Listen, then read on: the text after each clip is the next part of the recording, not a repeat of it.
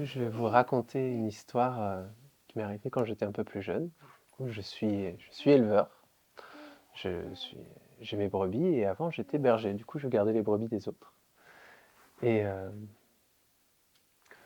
juste avant de m'installer à mon compte, du coup, je suis monté en haut d'une montagne pour garder les brebis de mon père pendant plusieurs mois en hiver. Et, euh, et je savais que ça allait être très très long et que j'allais m'embêter. Du coup, j'ai pris pas mal de choses à faire. J'ai pris des livres, j'ai pris du crochet et de la laine, voilà. J'ai pris de quoi tailler des bâtons, j'ai pris une radio et j'ai commencé à garder. Donc il faut savoir que c'est une montagne où il est très simple de garder. C'est entouré de falaises et c'est très dégagé. Du coup, la plupart du temps, tu regardes des brebis brouter. Donc ça commence. Il faut se l'avouer au départ. Tu passes énormément de temps sur ton téléphone. Et tu regardes des brebis brouter. Et le temps passe pas très vite. Et tu regardes des brebis brouter. Bon, là, il y a un peu de temps qui a passé. Le temps change, c'est l'hiver. Il commence à y avoir beaucoup de passages nuageux. Et on s'en rend pas compte quand on est en bas dans la vallée, mais un nuage, c'est épais. C'est pas du brouillard, c'est très, très, très épais. Et il arrive parfois que tu vois à peine ta main devant toi. Du coup, pour garder des brebis, bah, c'est pas facile. Donc, bon, tu gardes tes brebis à l'oreille en écoutant le son des sonnailles et les bêlements. De temps en temps, une petite éclaircie, un passage entre deux nuages. Du coup, tu vois tout ton troupeau, tu es content. Et voilà, le temps passe comme ça, les brebis broutent, tout va bien. Puis là, le temps passe à l'orage. Et tu te retrouves dans un énorme nuage d'orage. Tu es obligé de sortir tes brebis, il faut qu'elles mangent. Du coup, tu sors tes brebis pas très longtemps, 2-3 heures, vraiment le minimum pour qu'elles mangent et qu'elles patientent jusqu'au lendemain. Mais ce qu'il faut savoir, dans mon cas, c'est que j'ai toujours l'impression qu'il me manque des brebis quand je les ramène. Toujours. Du coup, là, je ramène mes brebis, je les mets dans le parc. Et avant de retourner dans la cabane, bah, je retourne voir s'il n'y en a pas qui manquent, parce que forcément, j'ai l'impression qu'il m'en manque. Et, euh, et le truc, c'est que c'est un nuage d'orage. Et un orage, ça peut être dangereux en montagne. Du coup, je cherche, je trouve rien. Et là, à un moment, tu sens les poils de ta nuque qui commencent à se dresser. L'air se met à vibrer comme si tu étais dans un nuage d'abeilles. Et là, j'ai couru. Et l'éclair, il est tombé pas très loin. Je ne sais pas exactement où, mais pas très loin. Voilà. Ça, c'est pas la partie où je me suis le plus ennuyé, hein, faut l'avouer. Voilà. Du coup, le temps passe doucement. L'hiver s'installe.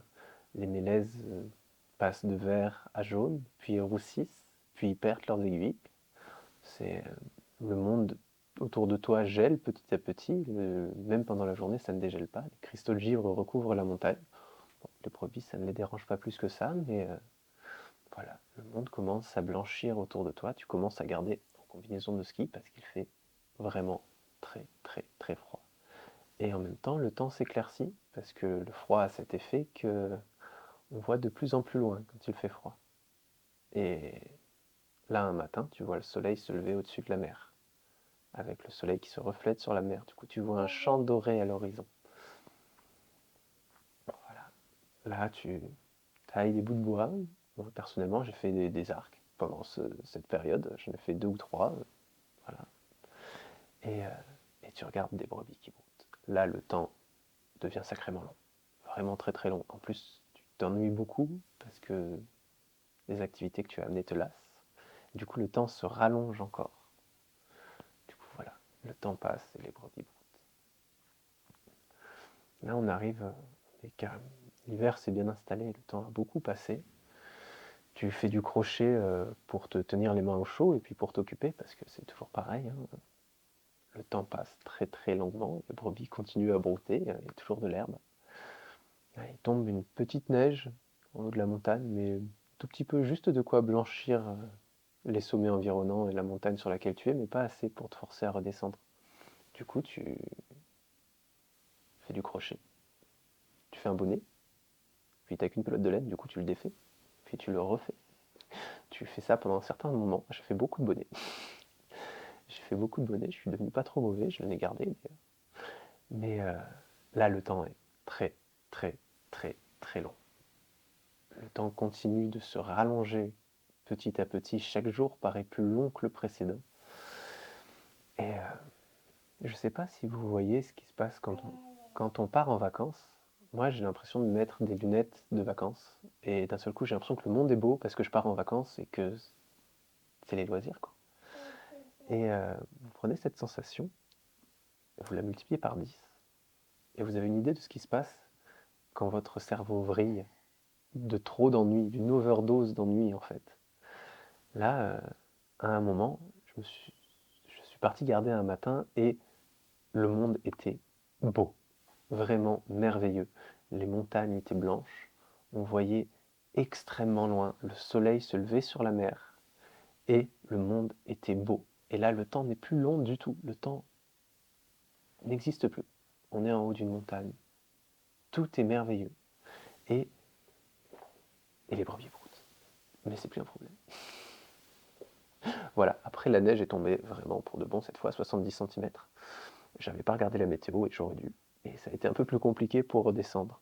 Mais maintenant, vous avez une idée de ce qui se passe quand vous passez trop longtemps à vous ennuyer dans un très bel endroit. Votre cerveau vrille. Et je pense que c'est pour ça qu'on dit que les bergers sont les plus près des étoiles.